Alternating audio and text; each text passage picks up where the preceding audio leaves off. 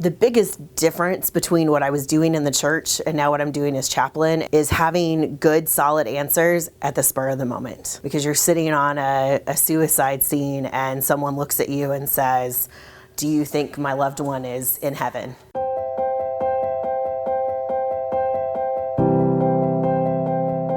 Chaplains spend the majority of their time working with the officers. We're here for them after they've had a tough scene. We're here for them if they have things going on at home. We can provide them resources to get further help if they need it. But we also go out on calls with them and are available for the community to be, again, kind of the same thing, a listening ear after they've had a death in the family.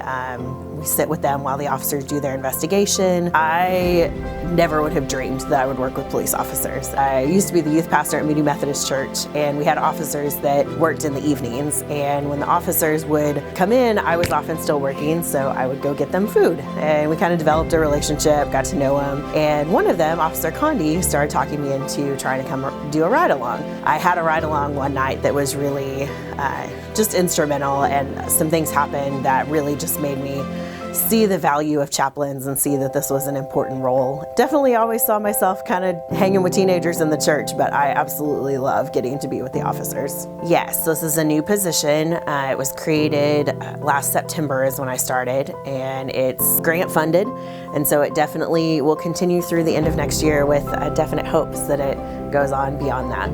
Being a part of a family that isn't open to everybody is really an incredible honor. Officers don't often open up to people or trust people because they're trained to be suspicious of things. And so to be someone that they are willing to come into this office and pretty much sit in this chair and tell me things that are really bothering them, or a space that they can come in and kind of take that vest off and literally let some of their emotions out that they don't want everyone else to see is a huge honor to get to do. I think one of the other really special things about being here is, and with Galveston PD being such a young department, is I've gotten to do a lot of weddings, and I've gotten to go meet a lot of babies in the hospital and just be around for new families, and so that's been a really awesome thing. The last wedding I did was actually my 8th of the police officers' weddings to get to officiate.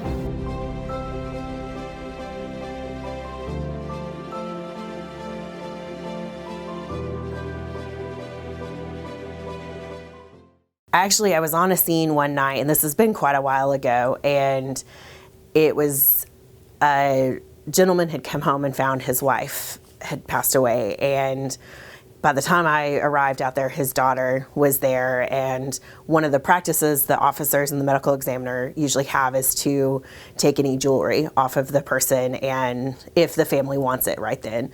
And so they did, and the police officer took the jewelry and handed it to the daughter, and the daughter just looked at her, and the things the daughter said resonated so deeply with me because I had also lost my mom a couple years prior to that, and it was really difficult in that moment to not cry and make it about me, but to know that it was okay to shed some tears in relation with them and their tough moment. And so I had to talk to one of the officers afterwards and kind of say, I don't know that I can do this, and they reminded me that it's okay to be human, which is great because I have to remind them of that sometimes too.